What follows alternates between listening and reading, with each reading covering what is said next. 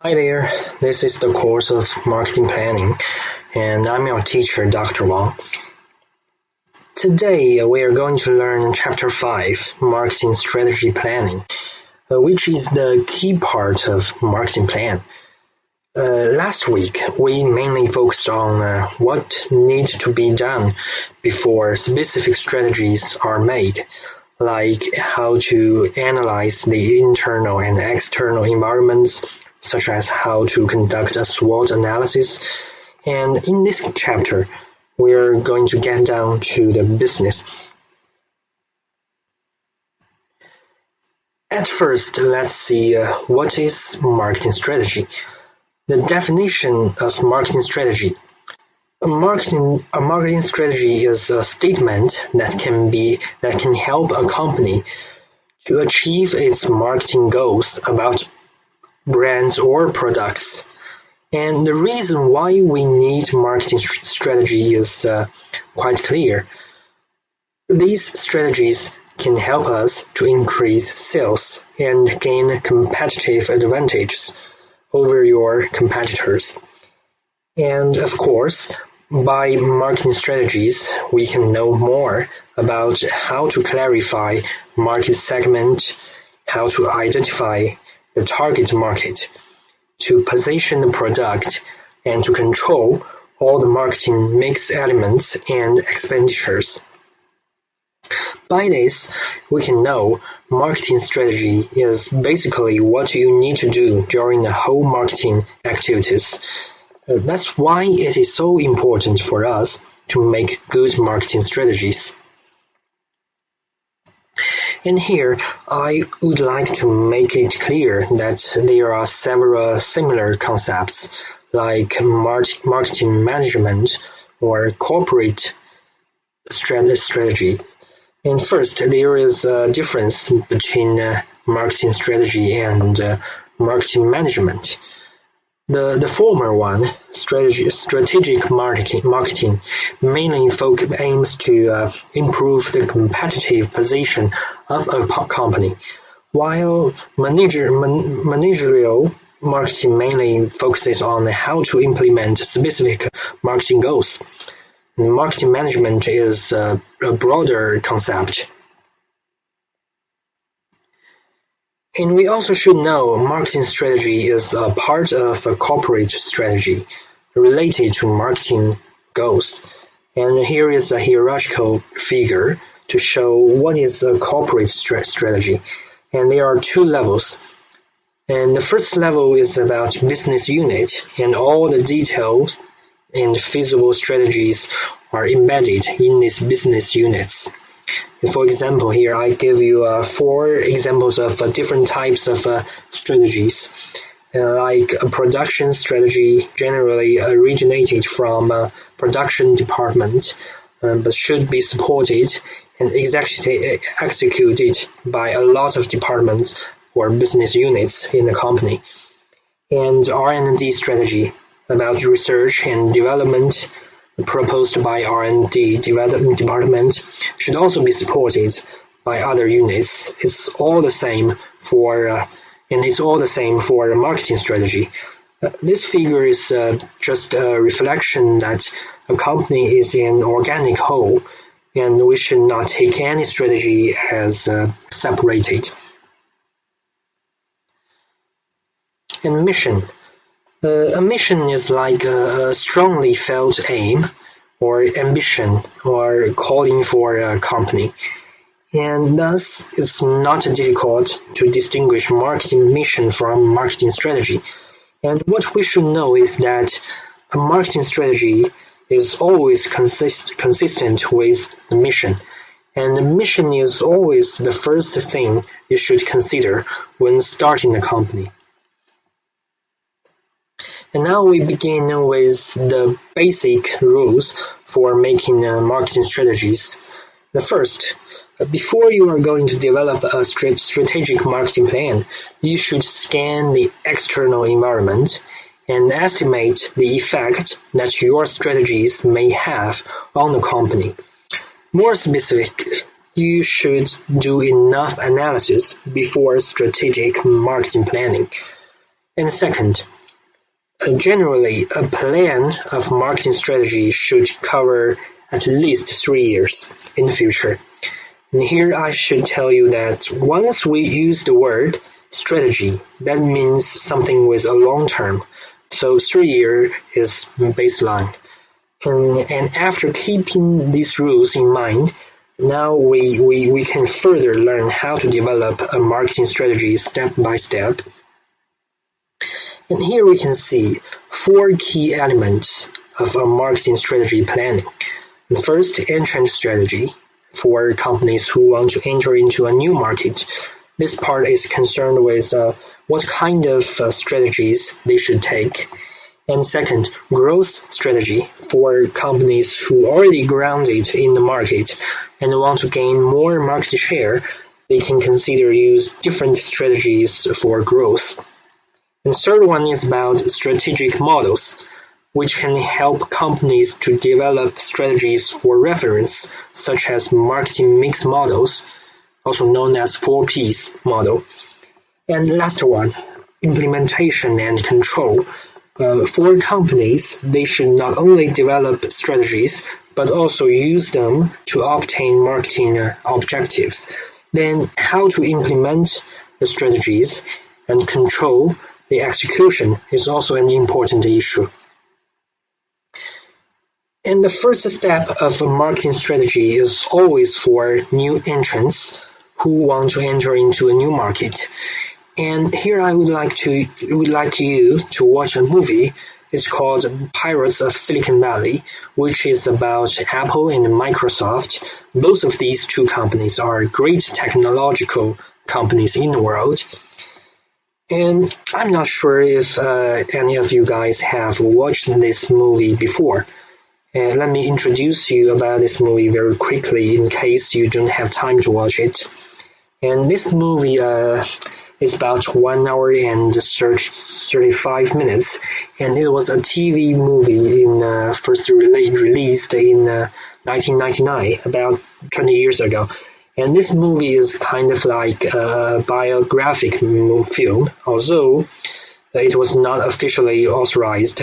This movie told a story about how Apple and Microsoft struggled and became what they are today, how Steve Jobs and Bill Gates built up the global corporate empires of Apple Computer Corporation and Microsoft. And if you did watch it before or you are going to watch it later, please consider these 2 questions. The first is what kind of entrance strategy did Apple and Microsoft take? And the second is why Microsoft has a higher market share while Apple is more advanced in technology. Now let's see what are entrance strategies. Here we can 3 phrases in this page: pioneers, close followers, and late followers. Generally, we use these 3 types to distinguish different entrants of a market. It is quite understandable with these 3 terms. The first one is market pioneers. Pioneers are always memorable, of course, and they open up a new market for others who never thought about. And they create a new market by bringing us definitely a major innovation, and rather than just enter into some markets that are already mature. And there would be more risks for market pioneers. Meanwhile, they also have a first mover advantage. But however, it is not easy for pioneers to keep this advantage for a long time, because they must guarantee at least one of these 3 strategies listed here, as you can see in this page. They must guarantee at least one of these strategies are made and implemented. The first is technological leadership. It means that although a company is a market pioneer, If this company doesn't have any advanced technology compared with its competitors, then it will be very hard for them to keep the first mover advantage. Let's still take Coca-Cola versus Pepsi as an example. Although Coca-Cola was the first mover in soft drink industry, it could not take the first mover advantage for too long because Coca-Cola didn't lead the technology, especially compared with Pepsi. And the second is preemption of assets. This strategy means, as a first mover, if a market pioneer can use its advantage to preempt resources, then it can keep its advantage longer.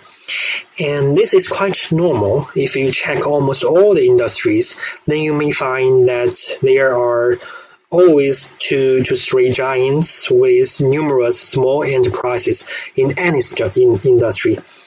And this is a direct result of preemption of assets. For example, mobile pay industry in China. I believe most of you guys have to use it in China, of course. Alipay and WeChat share this large industry for they are pioneers and preempted the existing assets already. And the third one, buyer's switching cost. This is also a test for the market pioneer.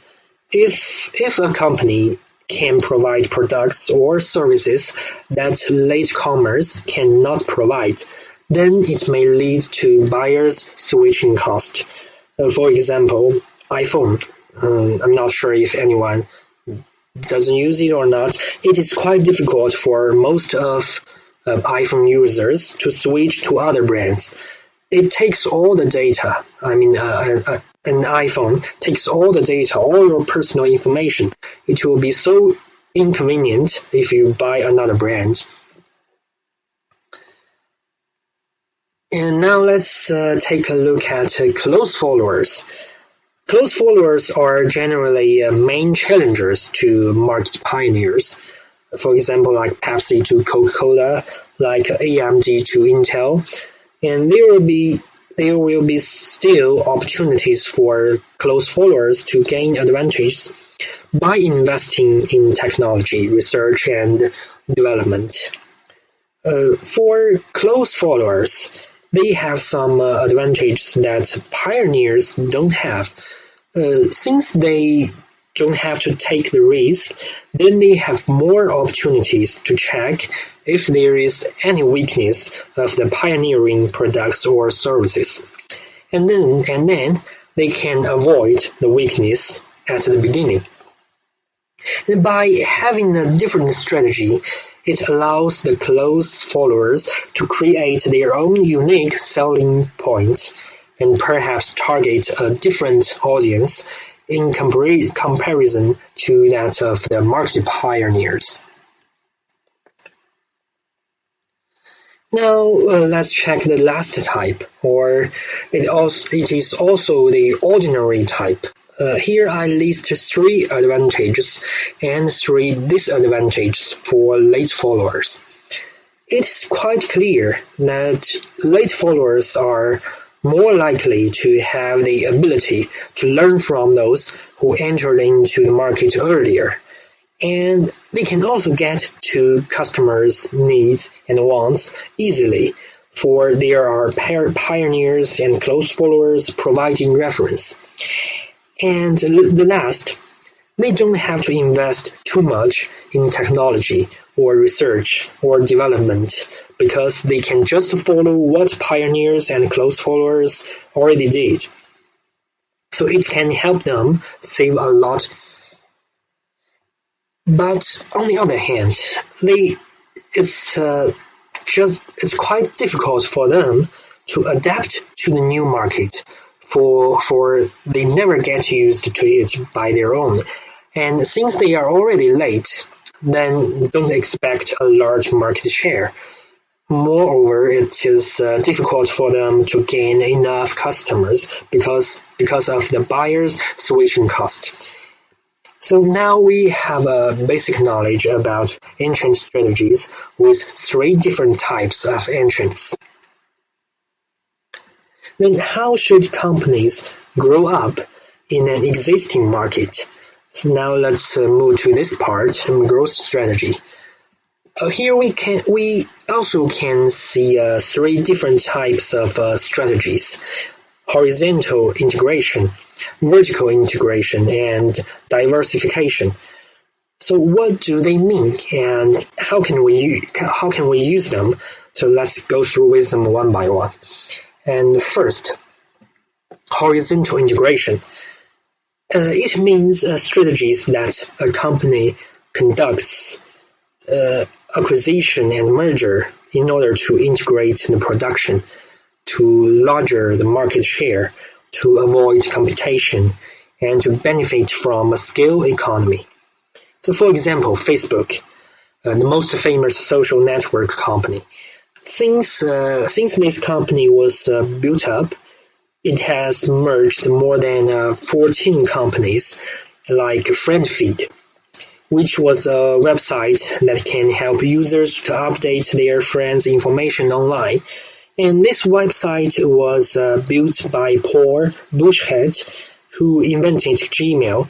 And because this website has a lot of functions in common with Facebook, then it was bought by Zuckerberg in 2009, and this case is a good example of horizontal integration.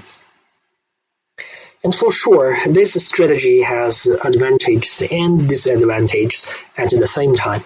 So when you are going to use this strategy, that means you want to gain a larger market share.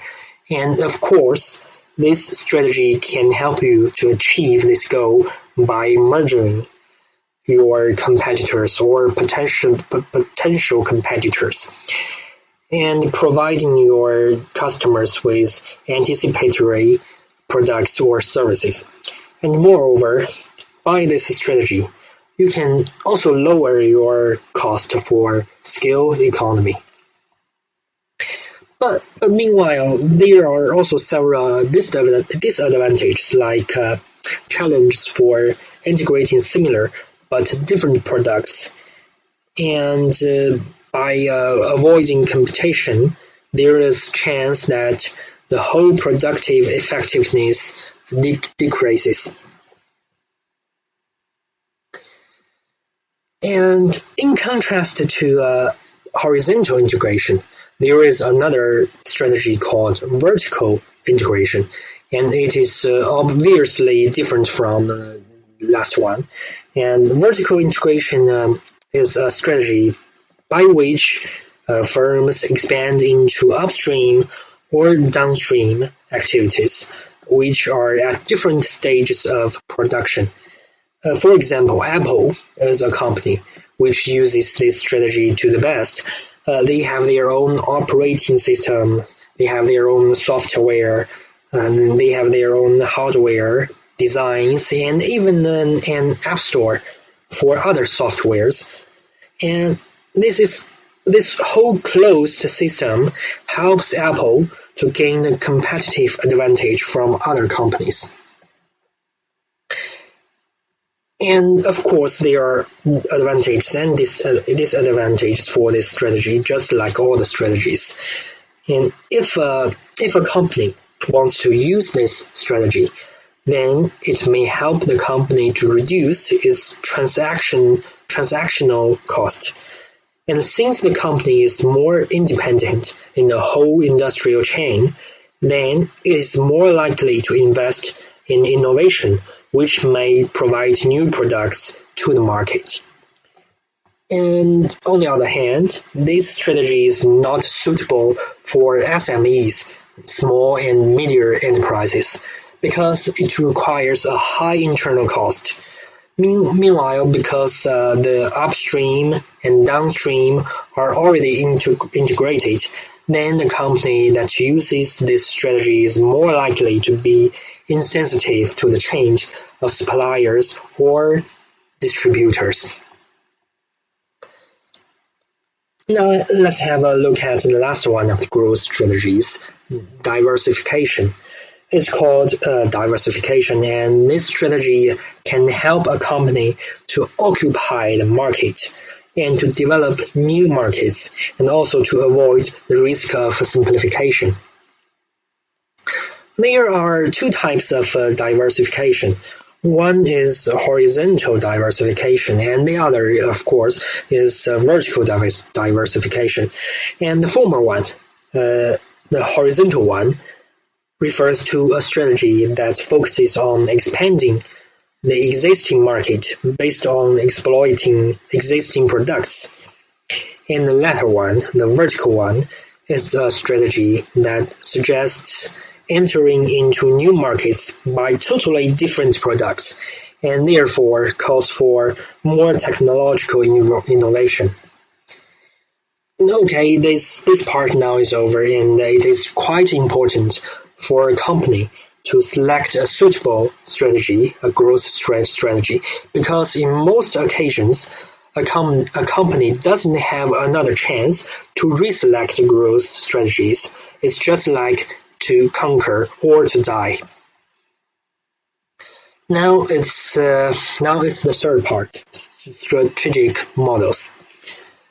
What is a strategic model? A strategic model offers us a framework to develop reliable strategies. Strategic models can help us make strategies in a more systematic way in case that we may can use strategies not suitable or not feasible.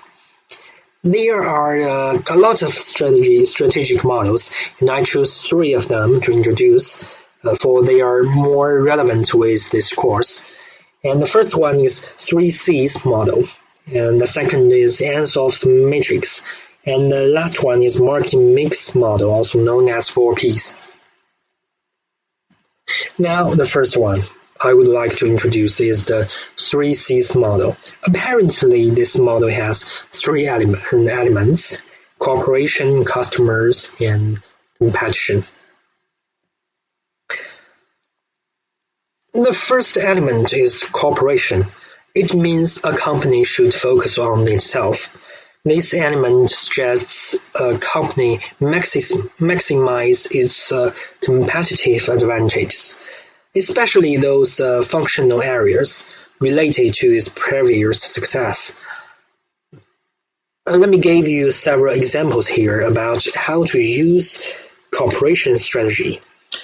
If you were a marketer of a company, you might think about decreasing your cost compared with your competitors, or you also might choose to simplify your business, like concentrating more on your leading products or services.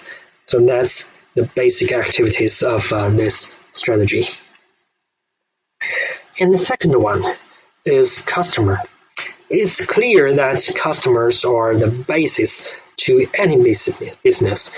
All your marketing activities are for customers, and all your marketing goals are for the customers. I don't want to talk more about the importance of customers, but I would like to give you several examples about how to use this strategy to develop strategies. And first, you may consider to divide your customers into different groups or types by some standards, like, for example, coffee. Some people drink coffee for refresh, fatigue, and some people drink it just for tastes, or some people for relaxing. So if you were a marketer of, let's say, Starbucks, then you might think about which group of customers or which type of customers are your main target, and then you should provide them the most suitable products and services.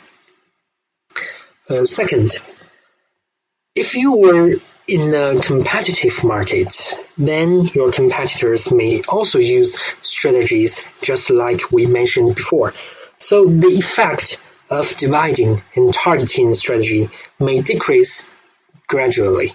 Then you may consider to concentrate on your core customers. And now competitor. If we don't have competitors, then there will never be any tough for business. Most time we curse our competitors, but sometimes we should thank them. There would be competitors in many ways, and do not expect that competitors disappear. In contrast, if you don't have any competitor, that's the real problem. And how to make strategies based on your competitors?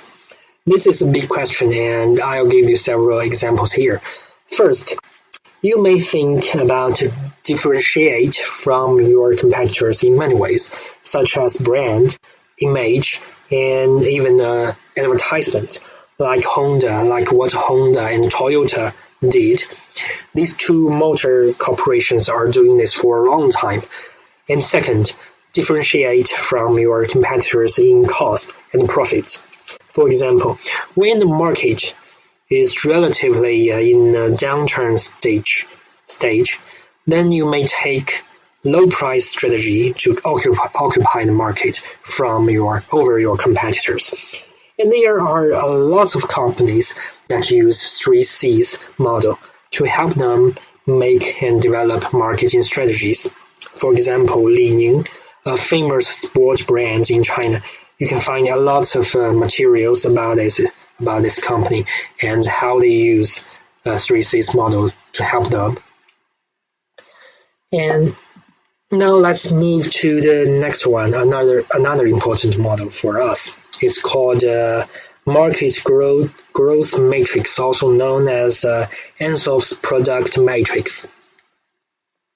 It's quite clear this model was proposed by Ansoff, proposed in 1957 by Dr. Igor Ansoff, who was also known as the father of strategic management.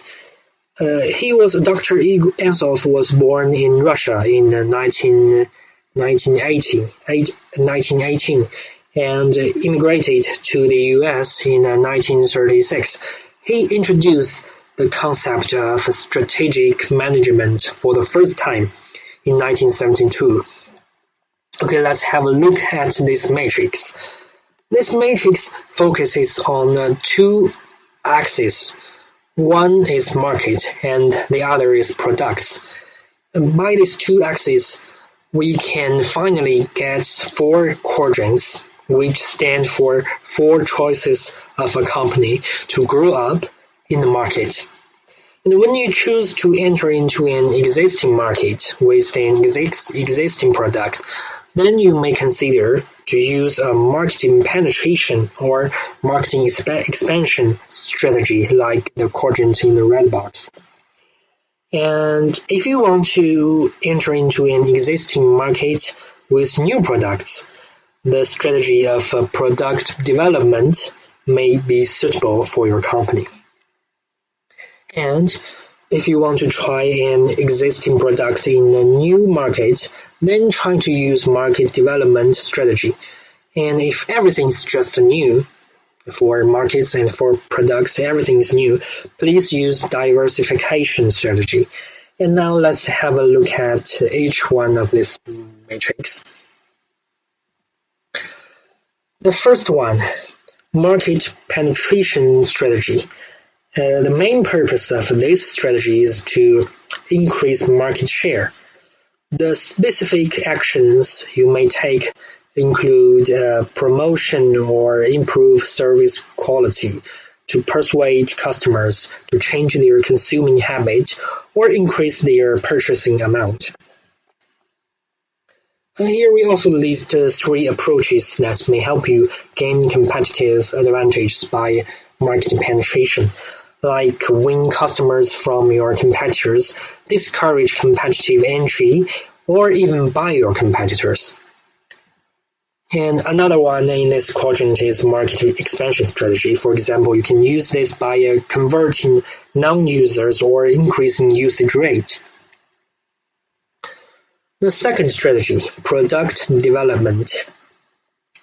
By this strategy, somehow you can activate an existing market by your new products. So this strategy needs more courage and ambition for a company. And if you, as a marketer of this company, then you need to consider to conduct this strategy from three ways. One is product line extension. This requires you to invest more on increasing the range of your product.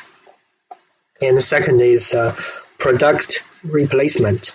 And it requires you to increase the depth of your product line, which can help you increase the buyer's switching cost. And the last one, of course, innovation. Focusing on product always needs you to focus on innovation at the same time. And now, market development. It's suitable when you are going to enter into a new market with existing product. And generally, this strategy is extremely useful when you have a mature and widely recognized product, and you want to enter into a geographically new market. Here we also list two methods for you may consider to use. And the first one is to promote new uses. For example, you may find different needs from different markets, and this is an opportunity to promote new uses of your products, especially mature products. Or another one, the second is to enter into new market segment. And of course, you should conduct an overall analysis before doing this. Now the last one, diversification. Everything is new when you choose this strategy. And of course, it's full of risks everywhere, in every move. And we have two types of this strategy. One is related diversification. It means the company stays in the same industry but try something new. For example, Baidu, the mostly used search engine in China, just like Google overseas. And now it has to be faced with a lot of challenges in its familiar area, such as 360 search, Sogou search, and now Baidu's market share decreases a lot. Meanwhile, there are several scandals related to this company, which makes it more passive. And now Baidu chooses to enter a totally new market with its new product related to artificial intelligence. But it's still related because Baidu never gives up the internet industry. So that's the first type, related diversification. And the other is unrelated diversification. So it means the company has nothing to remain, no previous experience, no mature product, no islands, and it's surely risky. And generally, no company would choose this strategy unless facing desperate times. Okay, here are the four elements of Ansov's matrix. It is quite useful for almost everything related to strategic management, and of course, suitable for making marketing strategies. If you would like to be a marketer someday, now please pay close attention to this matrix and get familiar with it and try to use it for practice. Here, we spent some time on this model, actually marketing mix model, 4Ps or 4Ps model. Actually, I believe most of you guys should be familiar with this model since we mentioned 4P a lot of times. We take product, price, promotion, and place has four key elements of this model, and strategies developed based on this are also called marketing mix strategies. This model, as we mentioned in Chapter 1 and Chapter 2, can help us to understand what consumers really care about. And at last, I would like to summarize for this part, strategic model.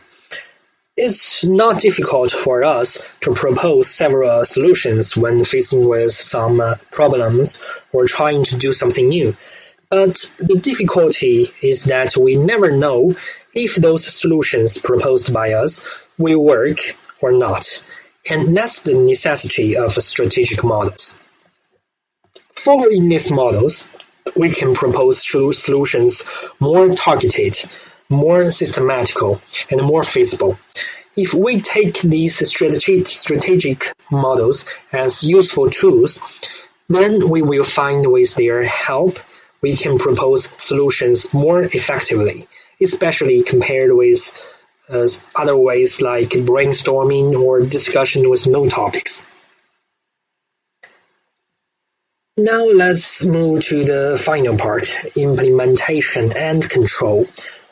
Since we all know how to develop marketing strategies, then the key step is to implement them and control the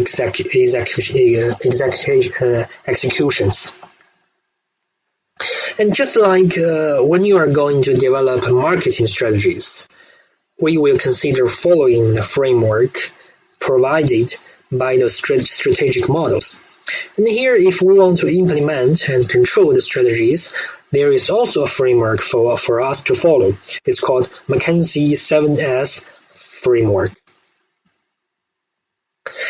This model was developed by McKinsey, and it's a framework that can help a company to increase its effectiveness.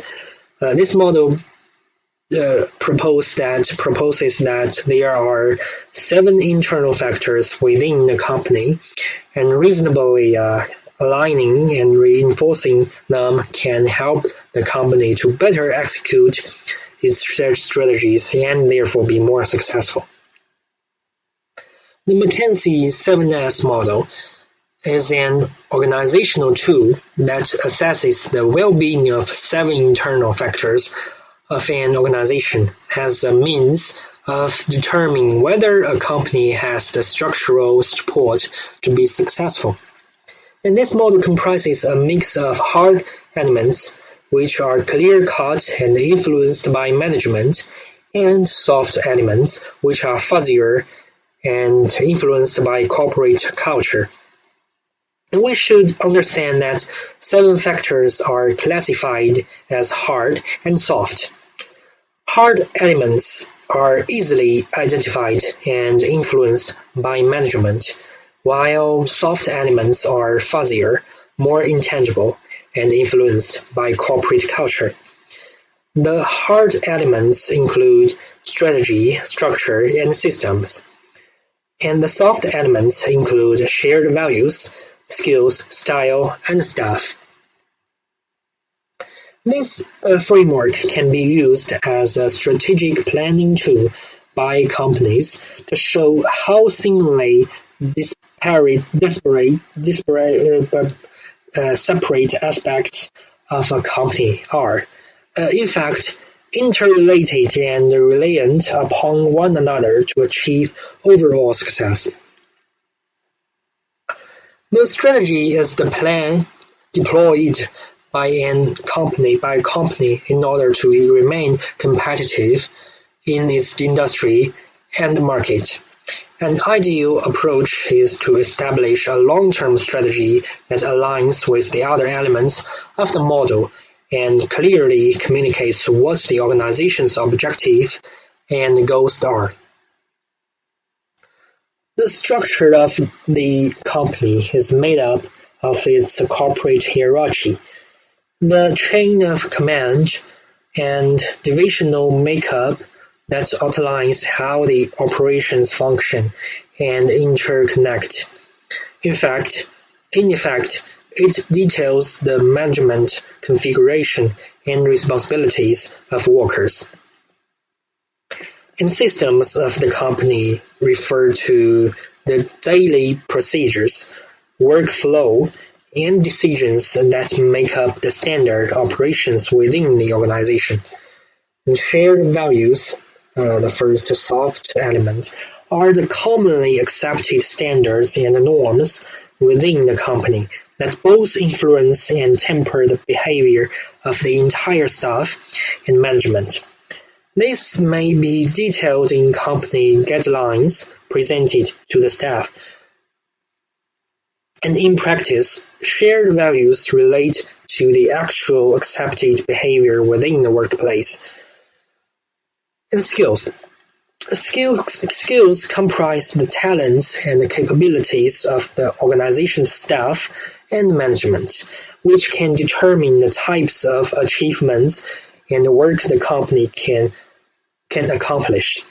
There may come a time when the company assesses its available skills and decides it must take change in order to achieve the goals set forth in its strategy.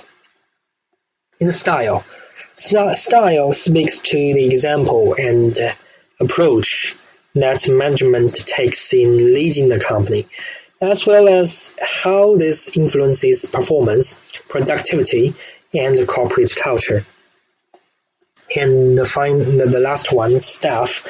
Staff refers to the personnel of the company, how large the workforce is, where their motivations reside, as well as how they are trained and prepared to accomplish the tasks set before them.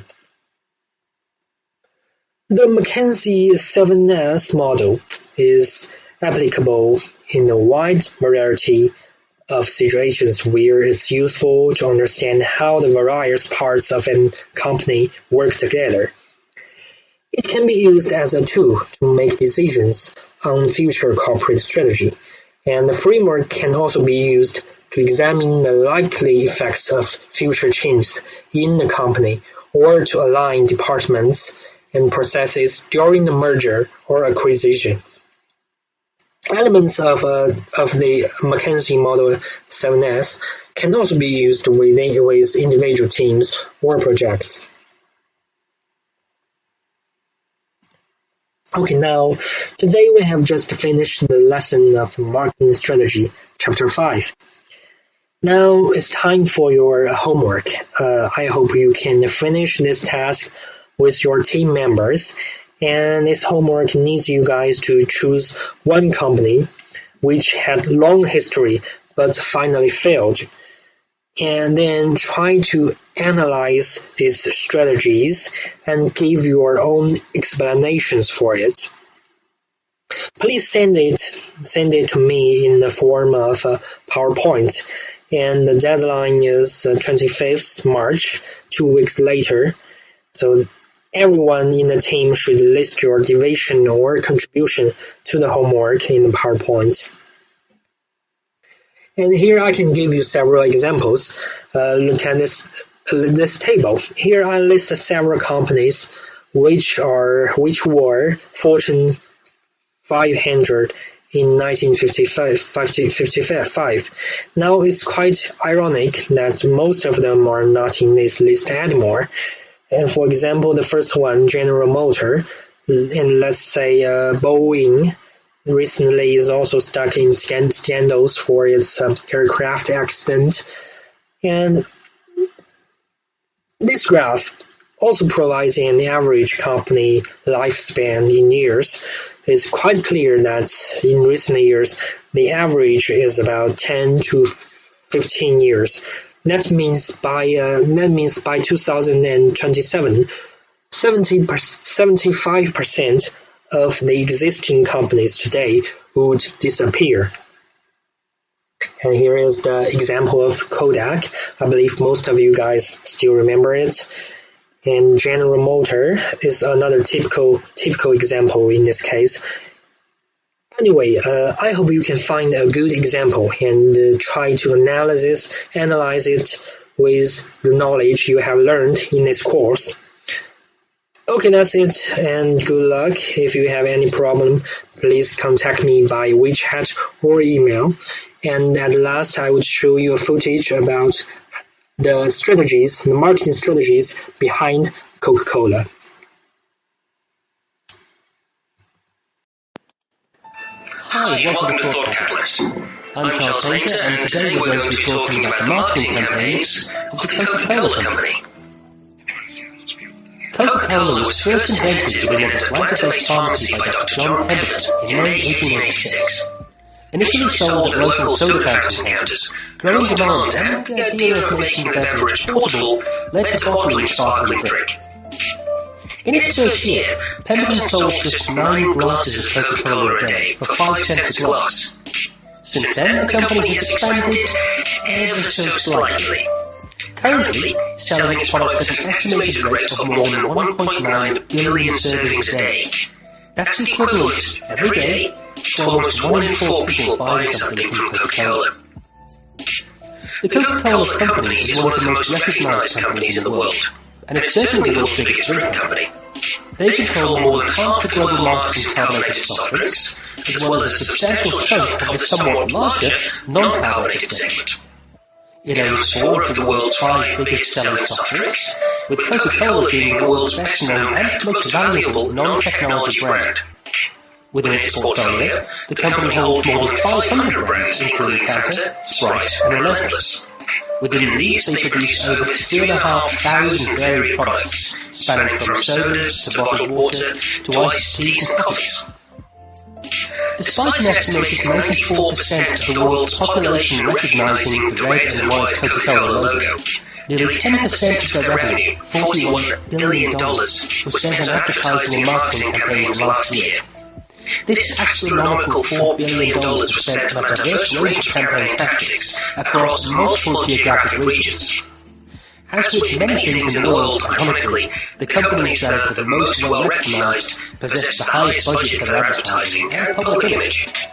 Luckily, this hefty budget allows Coke to experiment and get creative with their marketing, providing the opportunity to remind us why they're as successful as they are. Now, what is the Coca-Cola brand built upon? Well, it's this secret, training our brains to associate the brand with a good feeling, be that happiness, relaxation, friends, love, anything, rather than the soda itself that makes them good at what they do. Now, we're going to take a few examples here. First of all, let's have a look at the 2015 Christmas advert. For many, the arrival of the iconic Holidays Are Coming Coca-Cola truck, it's a highlight of the period, building excitement for Christmas. The ad might be 21 years old, but interest in it shows little sign of diminishing as it brings out everyone's nostalgic side.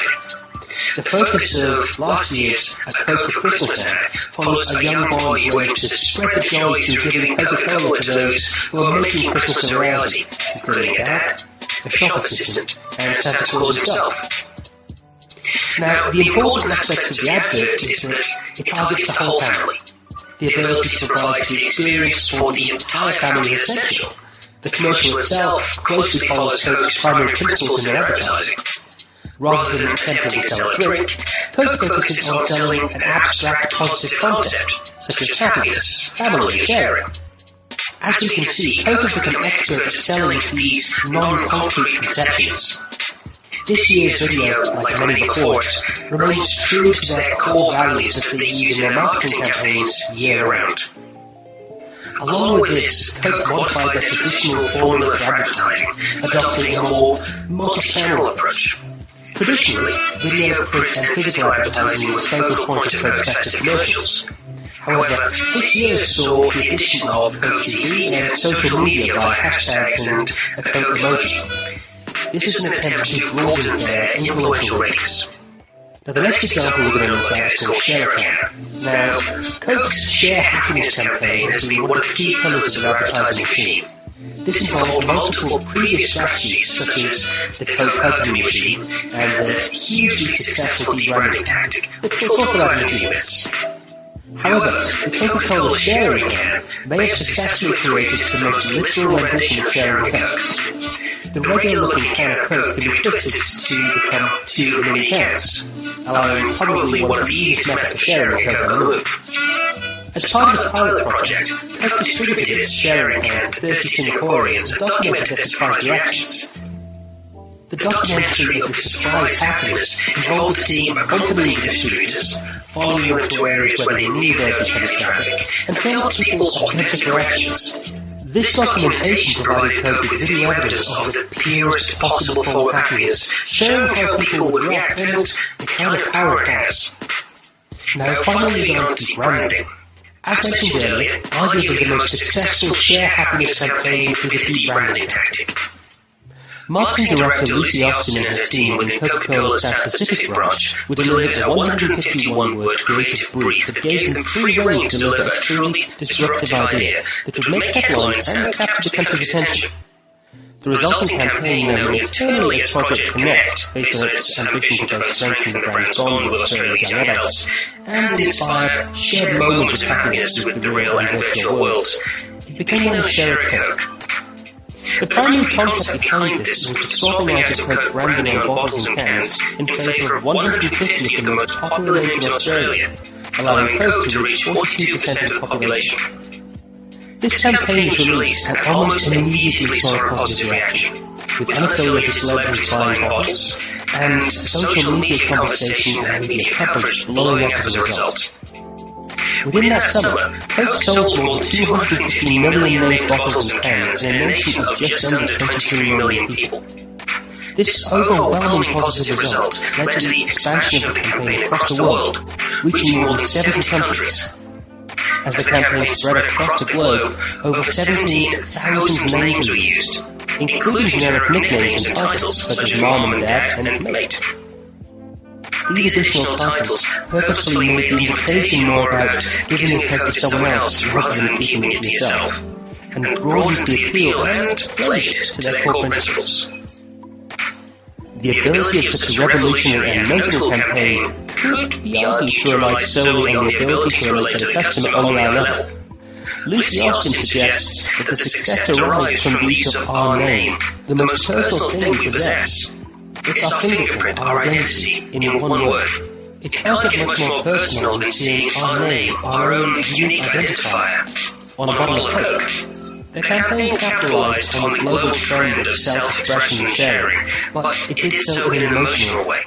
Coke's advertising team released its fair share of interesting campaigns, some with more success than others, but few could be called an outright disaster, with the possible exception of New Coke.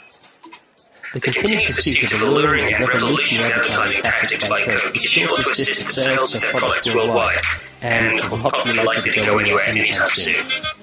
As you can see, Coca-Cola has shown that by engaging with their customers and not just shouting from the rooftops about how great they are, they're able to grow year on year and build a brand loyalty and brand awareness that you just don't see in any other sectors.